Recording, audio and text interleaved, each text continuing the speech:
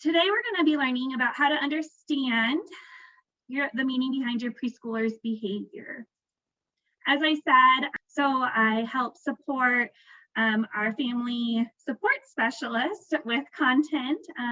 I specialize more with preschool and school-age children, as well as special education and integrating art into the classroom and just the home environment.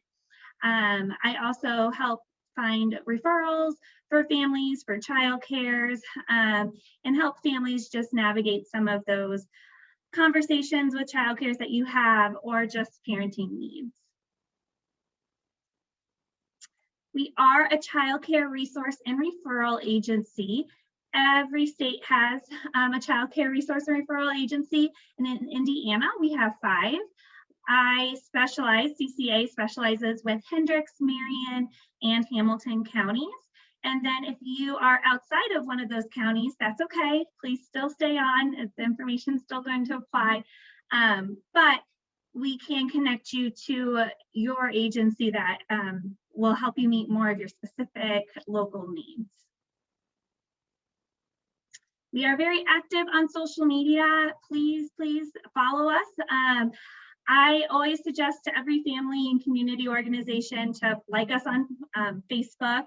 You can find us at Child Care Answers. That's where you may have registered for this event or found out about the event. We also give parent education tips, resources for Hamilton, Hendricks, and Hamilton County, and just a lot of information will flow through that. And same with our other social media outlets, Instagram and Twitter, and just our website as well. Okay, so today we're gonna hit 3 big things. I would really like to dive deep into the reasons behind behavior. So why our children are acting the way they do, especially preschoolers, to kind of dive more deep into that by identifying the meaning behind behavior. There's always a reason for a behavior. A child is always trying to communicate something. And so helping you be able to start those questions to understand your child's behavior more is the goal. And then lastly, we're going to talk about supporting self-regulation because that's critical as we are working towards understanding behaviors and developing a little mind. I like to start my workshops with a shared agreement.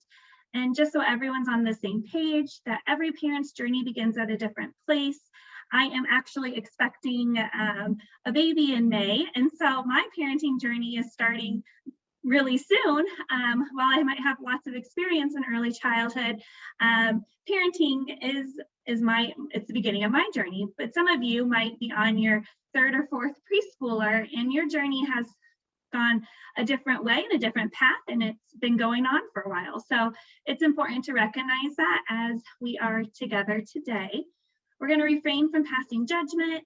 And then also there's no bad questions. So please just put a question in the chat box. If it is more private, one-on-one response, then I'll just say, oh, I'd love to email you about that and talk to you about that one-on-one. But if it's applicable to everybody, we'll try our best to answer it here today.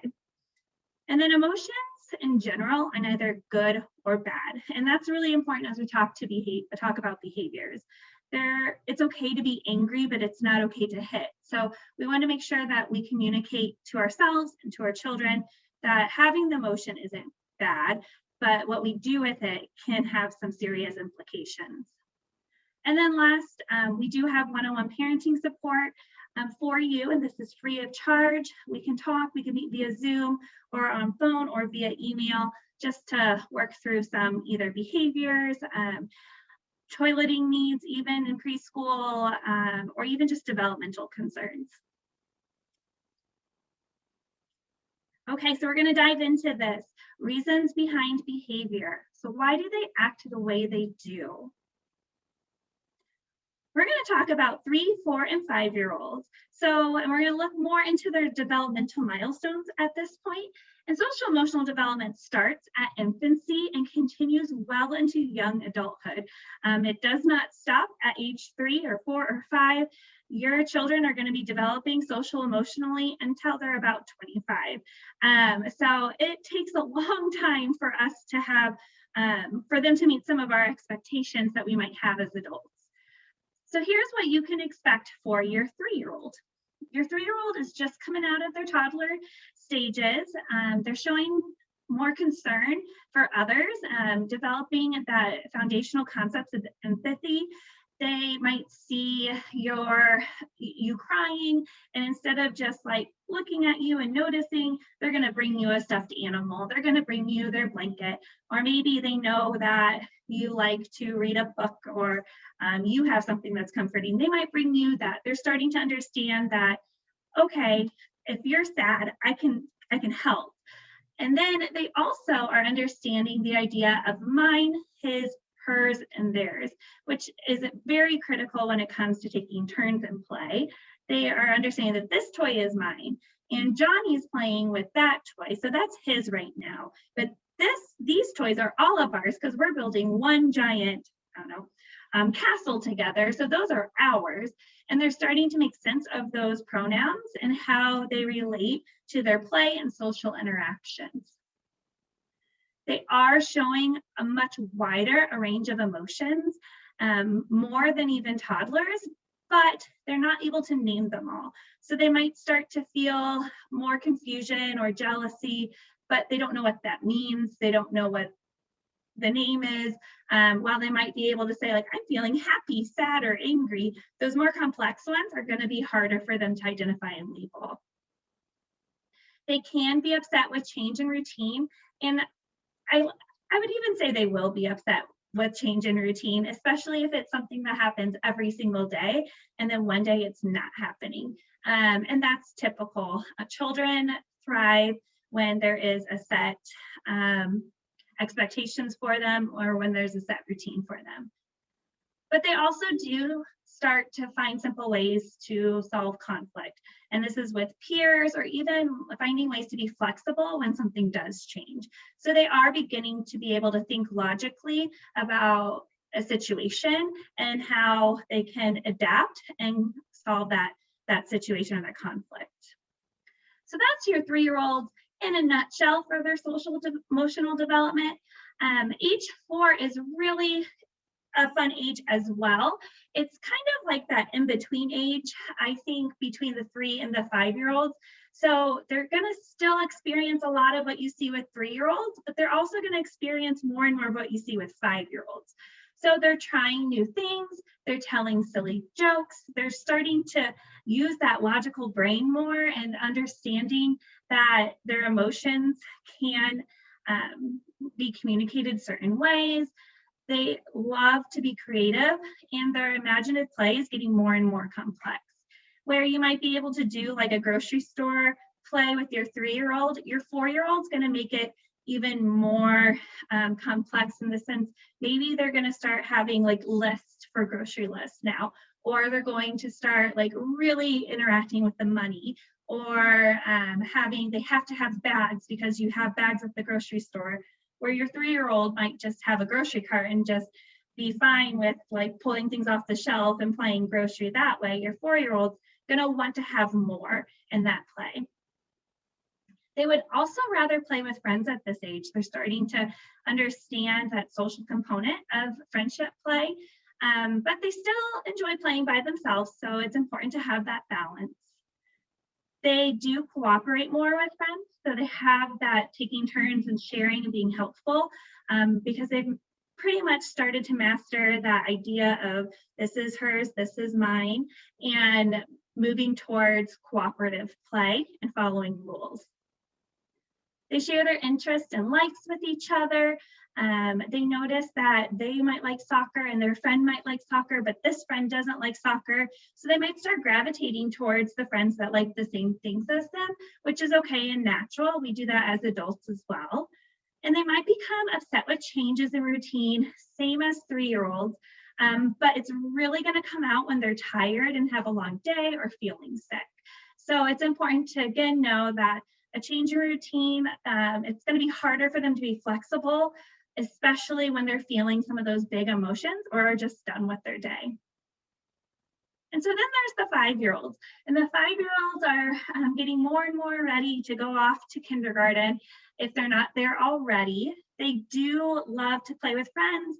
They want to please friends and be like friends. They are aware of and follow most of the rules most of the time. There's always exceptions, but they want to follow rules because they're learning them and they're taking them in.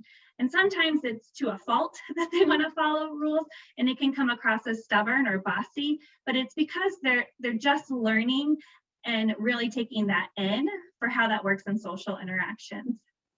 They're showing a lot more independence at this age. Whereas the 3-year-olds, you're not going to watch them walk over to your neighbor's house to play. You're going to go over with them and you're going to make sure the parent has them and the play date is set up. But with a 5-year-old, you can watch your child from your front lawn walk over, knock on the door, and see if their neighbor wants to play. You're letting go a little bit and giving them a little bit more stretch or reach in their independence. They are more persistent in learning new skills. They're going to try to figure it out. Some are more persistent than others. Those are temperament differences, but they're willing to learn new skills. They are going to test boundaries, and I'm sure if you have a 5-year-old, even a 4 or 3-year-old, you have felt this before. They are going to really try to learn how to please and help others, but they also are going to really want to see if that's like really what you meant, especially as their logical brain is developing more and more. They want to test it out.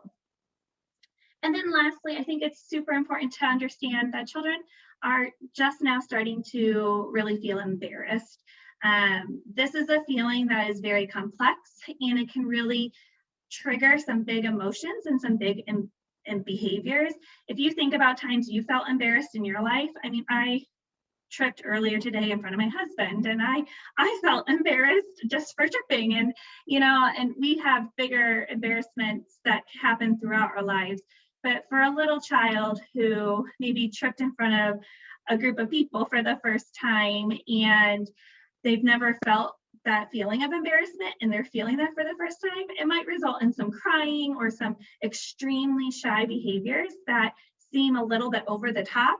But it's because they're processing and they're learning what that feels like in a certain environment.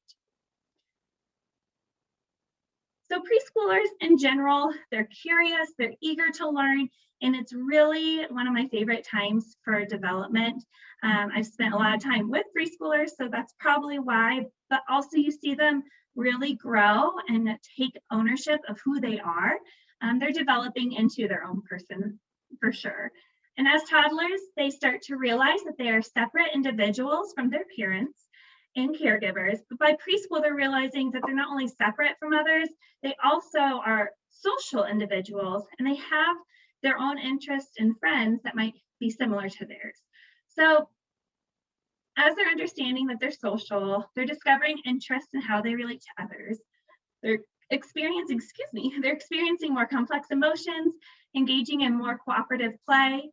They also are discovering that I have feelings, like I myself have feelings, but you have feelings as well. And they're developing that understanding and that empathy. And they're developing also their logical thinking skills. So that's things like how to control their emotions, rules, how to develop play in a more complex way. They're taking all those critical thinking skills and integrating them into all their different facets of their life. So while preschoolers are making tremendous strides in their social emotional development, and we've just talked about a ton of what your preschooler is experiencing every day in their life, they are still developing self-regulation, and they're still experimenting with all these new logic skills and ways of thinking. So they may be experiencing more complex emotions, but they're still learning how to identify and manage those emotions. That can feel like a contradiction sometimes, where they're feeling something big like embarrassment, but they might be acting like they did when they were 3 because they're learning how to manage those emotions. Sometimes, or most of the time, they enjoy cooperative play and creating and following the rules, But because they're growing in their independence and trying to make sense of all the rules in different environments, they're testing boundaries, they're experimenting with tattling. Because if I can do something one way, then everyone else should be able to do it that way too, or is expected to do it that way.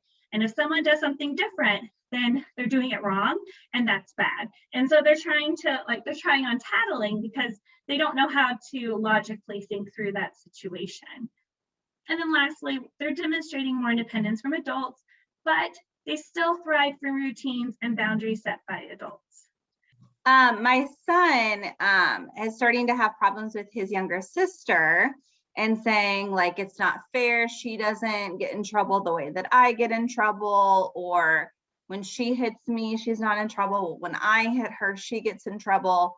So he's starting to kind of tell on her and kind of make up stories of what she's done because he doesn't feel the sense of fairness. So we've had to have conversations about her needs are different than yours. She's a lot younger than you. When you were her age, these were the ways that we responded to you. But he's definitely having this fair battle with his sister, which is making it really hard because now he doesn't want to be around her because he feels like she's getting something that he's not. Yeah. And I've seen that a lot in the classroom setting as well. It's very typical for young children to really want life to be fair and, to follow the rules. Because I think sometimes it's easier for 3 to 4 year olds and 5 year olds to see things more black and white. And so it's hard when you don't have those conversations about fairness for your younger sister versus me, for them to understand it. But it sounds like you're approaching it in the best way you can with all the support, but also just explaining to them that, we all are different and we have to deal with our situations differently. Thanks for sharing. Thank you. So I wanted to dive just a little bit into the brain development and a little deeper into why all this is happening. So they're all happening because your child is making critical steps in their development in their brain. Us as adults, we operate with our emotions and thinking in balance for the most part. I have had times where my emotions and thinking are not in balance, and I'm sure you all have too. But that's how we work through our big emotions in appropriate ways. So in young children, emotions are more dominant because their thinking part of their brain has not really begun to develop until end of age 2, beginning of age 3. So if you look down here, I have my little blue dot, and we're going to talk about the downstairs brain first. Now, the downstairs brain is developed at birth. Every child is born with it, and it's just a part of our brain that is responsible for basic functions. So this is our sleeping and our eating. That's why a young child typically knows that if I'm hungry, I'm going to cry. If I'm tired, I'm going to close my eyes, or I'm going to cry because I need some soothing to go to bed. It also houses our fight to flight impulses, as well as our strong emotions of anger and fear. So your child is born with that. They have those big emotions already. They know how to use them to meet their most basic functional needs. And they also know if danger comes, what fight or flight looks like, even at infancy. But as the baby grows into a toddler and a preschooler, their upstairs brain begins to develop, and that's going to be right up here. And if you look at the picture, that's your thinking, body control, empathy, and play. And that's your upstairs brain. And that's going to continue to develop all the way into their mid-20s. And my mind was blown when I learned this, and it still baffles me. I think I would have saved a lot of money on student loans if my brain was fully developed or what have you. So it is very interesting that we're still growing, even in adulthood, in our upstairs logical thinking brain. And so this is the part where we use our logical thinking skills, and this includes the mental processes like thinking, self-regulation, and control, and planning. So how we work through a problem, or even just like how we get through our days, making sure we get things done. And it also allows us to think before we act, which is critical, especially with 3 to 5-year-olds. And so according to the authors of The Whole Brain Child, and I'm going to show you this book, it's right here. It's called The Whole Brain Child, and the authors are Dr. Daniel Siegel and Tina Payne Bryson. And I highly recommend this book if you want to learn more just about brain development and how to support your child in their natural development.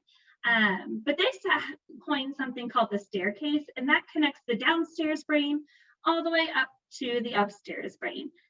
And this staircase helps the upstairs brain begin to monitor actions and thoughts and feelings of the downstairs brain. So you have those big, strong impulses of fight or flight. You want to yell or scream, and that goes up. I will share that, Debbie. I will make sure I'll put that in the chat box. And so it goes up the staircase, and our logical brain can process through it. Now, it's important to remember, I keep feeling I keep saying this, but I'm going to emphasize it, that they're just starting to develop. So if you think about remodeling your kitchen, and the upstairs brain right now just looks like the studs in the wall. It's literally the frame of the wall and like the nails holding it all together. So they have the like foundation of the upstairs brain, but they haven't chosen the tiles. They don't know what sink they're gonna do. The insulation still isn't installed yet because they're learning about it. So it's important to realize that. And a great example is you think of a child wanting a treat at a store. Their downstairs brain is going to start crying, screaming, whining. I need a treat. I want the treat. I'm going to get the treat any way I need to get the treat. And they just live in that downstairs part of the brain. But when their upstairs brain is engaged and starting to develop, it's easier to say things like, we just had a treat in the car. We can have a treat later today. And they're able to logically think through that more. Also, maybe something like, we're not going to get a treat here at the store, but we'll have something at home or next time. And their logic brains allows them to be able to start feeling that delayed or gratification, waiting for the treat. So it is a great concept. I wanted to share this part of it with you as well. We all have something in our brain called the amygdala. And again, we as adults are able to operate with our downstairs and our upstairs brain in balance. And so preschoolers, children, and teens are still learning how to do that. So the amygdala is a crucial part of our downstairs brain. And that's the part that really senses danger and quickly processes and expresses emotions. So if you have experienced maybe I'm blinking right now, but if maybe there's some sort of trauma in your life or your child's life, and yelling or screaming triggers the fight or flight sense in their amygdala, they're going to go straight to how to handle that with their own emotions instead of logically thinking through how to manage those emotions. So, and it's not just trauma-based. It could be something like for young children, like danger in the sense of maybe mom or dad was late and they're never late, and it just kind of triggered them to be like, I feel danger because mom and dad aren't here right now. And they're learning how to manage that amygdala and those feelings. So there's this way to talk about it with your child, and it's called flipping your lid. And I like to think of it as, well, I'm going to present it to you like I would probably with a preschooler right now. But this is your brain, and your brain is working and operating and doing everything it needs to do if it looks just like mine. So let's pretend like this is my brain. Now, if I open up my brain, I have a downstairs part of my brain, and that's where all my feelings happen. And then I have an upstairs part of my brain, and that's where I think about everything, and I think about plans, and I think about how I'm going to do stuff. So I have my upstairs and my downstairs. And then there's this part called the amygdala. And feel free to use that word with your child. It's a great word. And over time, they're going to really understand what it means. And you say, the amygdala tells me if something's wrong or not safe. And sometimes my amygdala gets out of whack or gets misplaced. So we're going to put our brain back together. I have my downstairs, upstairs, and my amygdala. My amygdala lives downstairs, and my upstairs is going to close down, and they're all going to work together. But sometimes I might feel scared, and my amygdala is going to flip my lid. And my upstairs brain is no longer working with my downstairs brain. And that's really hard because I feel too much emotions and I can't think about it. And so I put a picture here for you to see. That's basically, your child has flipped their lid when there's no consoling them. They're screaming, crying, kicking, can't breathe, anything from that to like nosebleeds or making themselves sick because they're just so done and tired and frustrated. It looks like a tantrum, but for 3 and 4 and 5-year-olds, it's not as much as a tantrum as like a 2-year-old is. It's something happened and their logic brain is just not working at all. But sometimes if something happens, our amygdala is going to tell our thinking brain that we're sad or we're scared, and we're going to be able to use our thinking brain to tell us, oh, it's time to go spend some time by ourselves. And so the picture to the right with the green arrow is just a child still working through maybe the similar emotions, but using their thinking portion of their brain. So even as adults, we are tired, we're stressed, we get fearful, we flip our lids, but we're trying to remember that young children, they're just now starting this and connecting their staircase with their downstairs and upstairs brain. So it can be difficult to decide when you're going to step in with your child and how to support them, depending on what part of their brain they're using. So when your child is testing and using their upstairs brain, so with preschoolers, we know that they're going to test us. That is a developmentally appropriate. They're not trying to manipulate us. They're literally taking their brain and that logical part and trying to figure out how this relates in this environment with this person.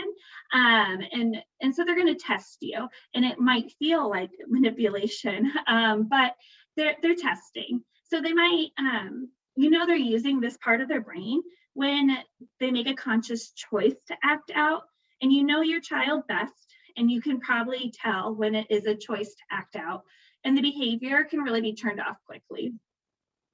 So I just gave an example of like a child screams when you ask them to put the ball in their book bag. Maybe you're traveling to a friend's house and they have like this basketball and you just want it in the book bag so it's not bouncing around the car.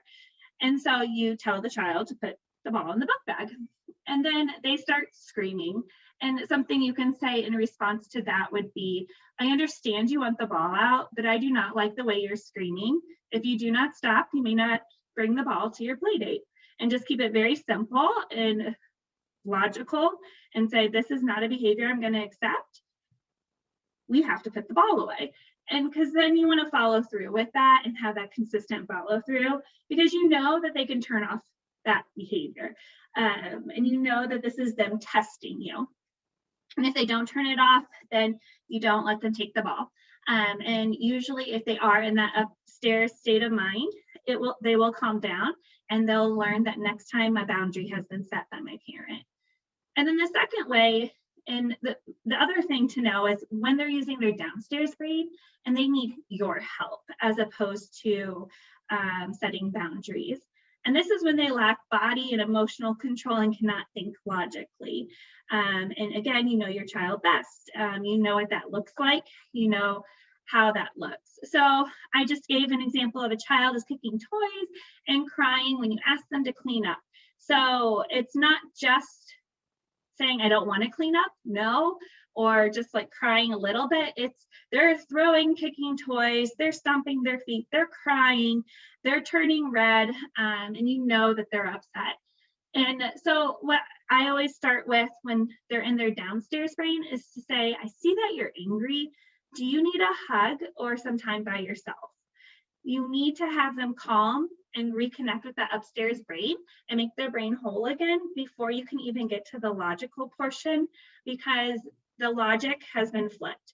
They're not associated, that staircase is blocked. They're not gonna touch that. So you can say something like, after they've calmed down, I could tell that you do not want to clean up. I know you were angry, but it's not okay to kick.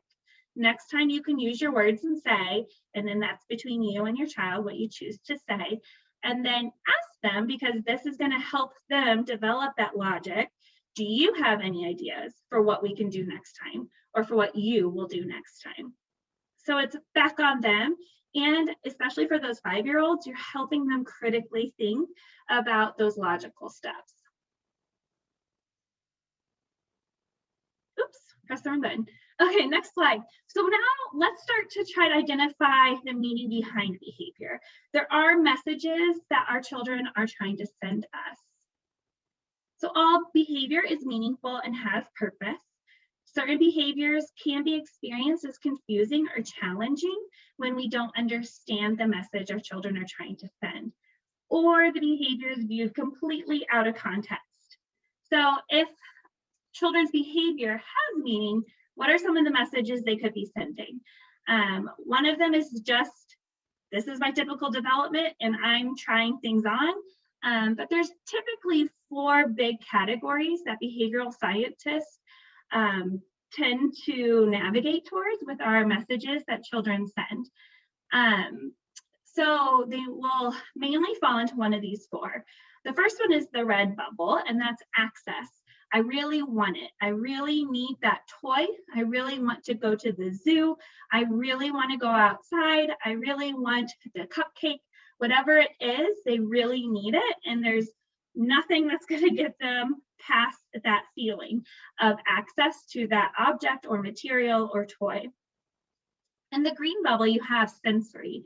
And that's one's hardest, I feel, to understand and to see. It's the idea that they're feeling overwhelmed.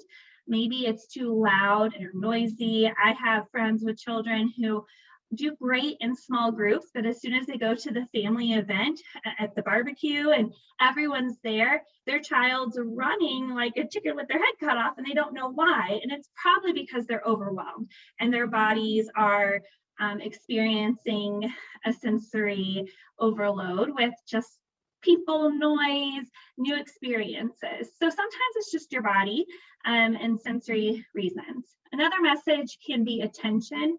And this really comes into play if you have younger siblings or even older siblings. I see it a lot with moms who bring home their babies, their younger siblings, and then children acting out because they want mom's attention. They want to be with the adult, they want to play with the adult, or they want to play with the older sibling.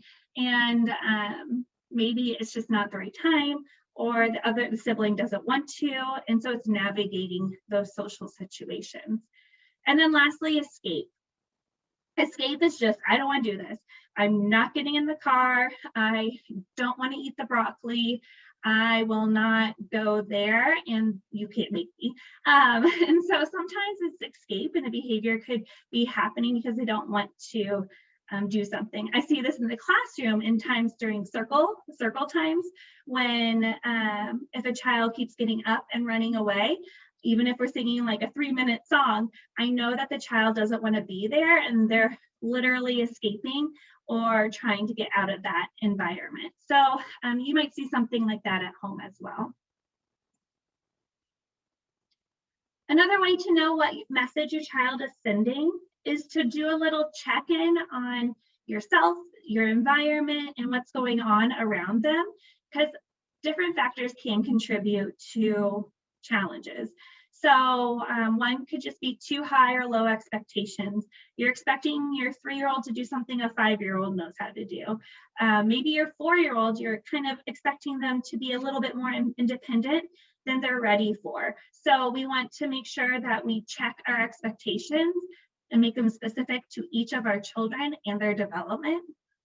Sometimes we're inconsistent and that's unavoidable sometimes, but then sometimes it isn't. And I don't know, a child could like scream and cry and you give them a popsicle.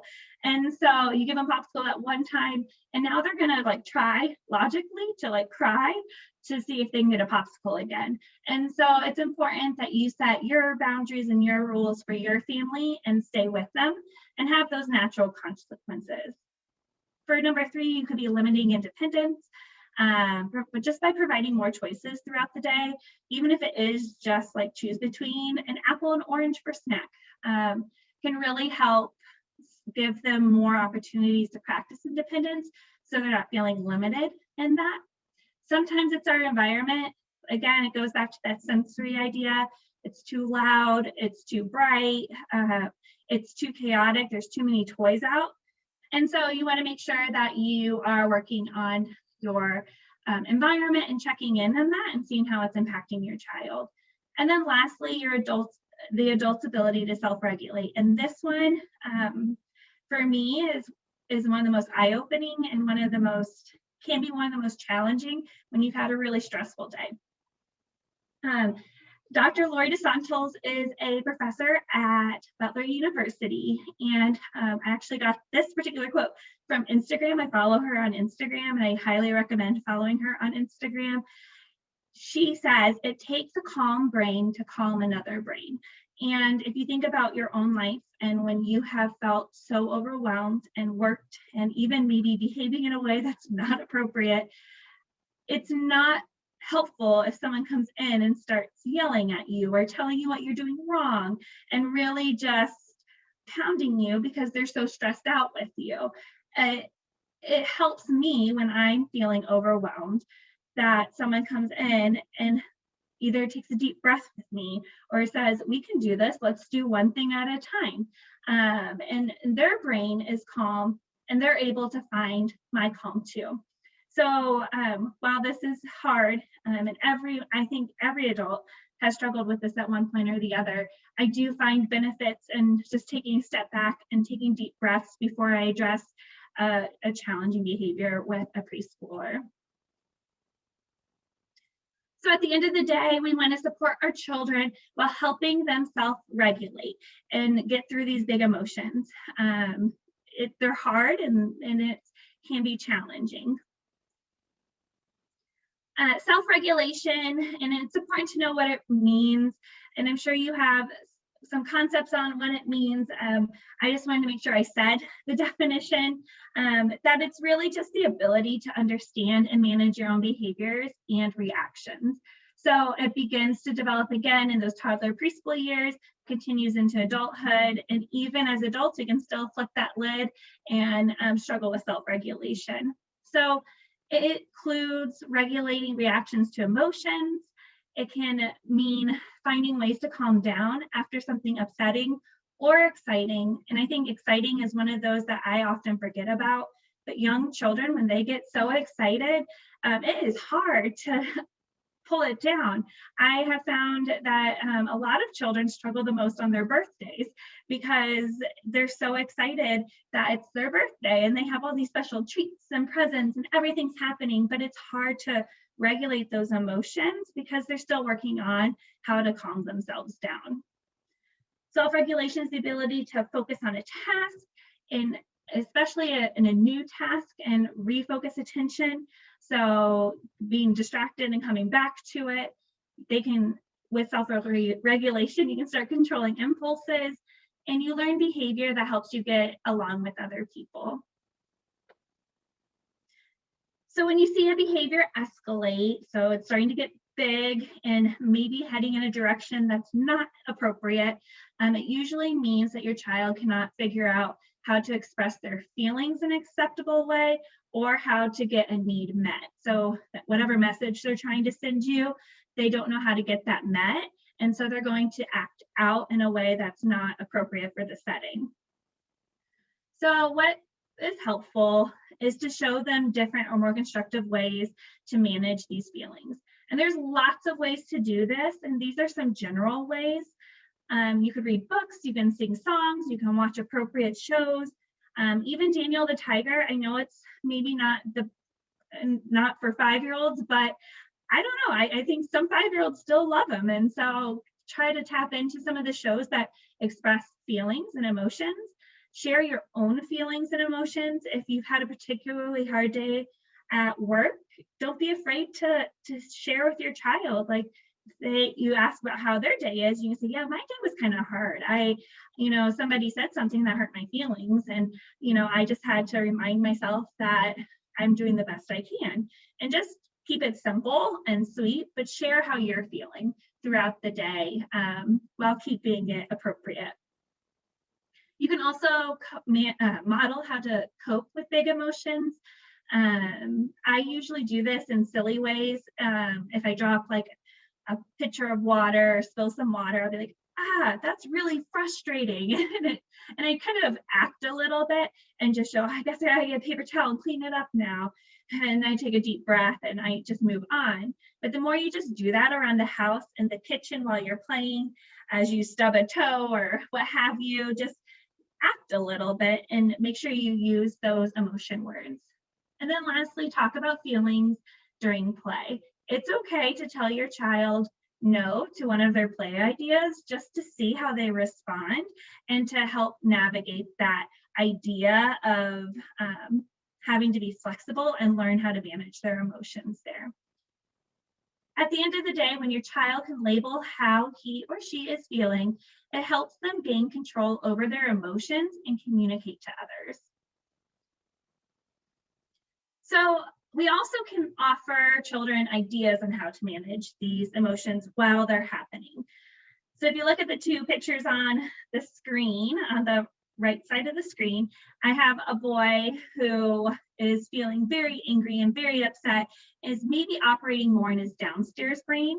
And then the girl who also looks very angry and very upset, but maybe is engaged a little bit more with her logical thinking side of her brain, her upstairs brain. Both of these are angry, but one of them is probably more acceptable in your household than the other. So what we want to do is to validate our child's feelings, no matter which way they're expressing them. Saying, I see you're angry and I really want to support you in that. But right now you can't do this. Suggest ways to help your child feel better. Do you need to take deep breaths? Do you need a hug? Do you need to have some time by yourself? And then offer alternative solutions to the problem once they're feeling calm and their brain's back together again. So what's important here is just to teach your child that there's so many options to express feelings, but in healthy, non-hurtful ways. Here are some books that I have really liked, and they're a little bit different, maybe a little bit newer than some of the social emotional books that have been out there. Hopefully, I wanted to kind of spice it up a little bit, but they're all really wonderful books. The Boy of the Big Feelings really taps into issues like sound and noise and how that can impact our behavior. Ivy and the Lonely Rain Cloud talks about friendship skills and what it feels like to be lonely. I do love these illustrations of all these books. They're beautiful. My Magic Breath is great for mindfulness and learning how to take deep breaths and letting go of some of those big energy feelings we can be having.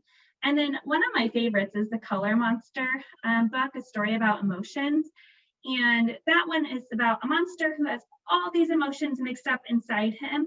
And it talks about how that's okay, but we really operate better when we're able to feel or identify all our emotions. So we can feel more than one emotion, but if we know what we're feeling, it helps us out.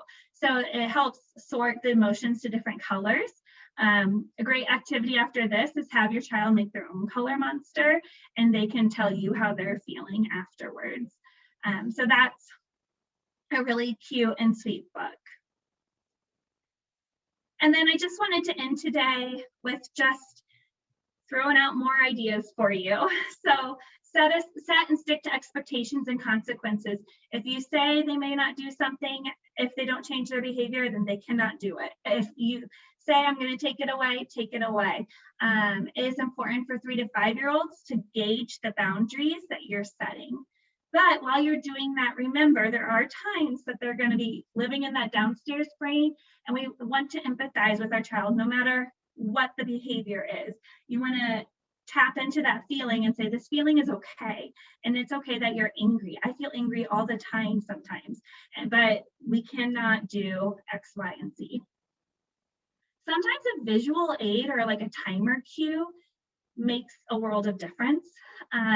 They have things like time timers. If you look up time timer, and I could put that in the box, there's an app for it too that's really easy to download. But the easiest thing is using Alexa or just like a timer in your house, and let your child set the timer and say, okay, we have 5 minutes to clean up. I need you to clean up for 3 of those minutes, and then I'll come and help you for 2 minutes. So let's set the timer for 3 minutes, and then I'll come join. And so it helps them understand that, like, we're going to work together on this, and we're going to solve this problem, but you have responsibility, and there's that boundary setting as well. Let your child make age-appropriate choices, and give them those choices. Maybe instead of just giving them a snack every day, you have like a drawer where they can choose one thing from the drawer and one fruit. And so they always know they could have one thing from the drawer and one fruit, and it's up to them. And so you're letting them make choices within the boundaries and limits you've set. And then look for ways to practice self-regulation. Like I said, it's okay to say no sometimes during play. If they want your truck to run into your truck and you say, no, I don't want to play like that, and have them work through that with you and think through different ideas, because that's going to help them develop self-regulation as they go to school or play with siblings, cousins, and friends. Great. Well, that is all I had for today. Even if you need some individual support, again, feel free to message me or send me an email. Here is my email. It's jamiels@childcareanswers.com.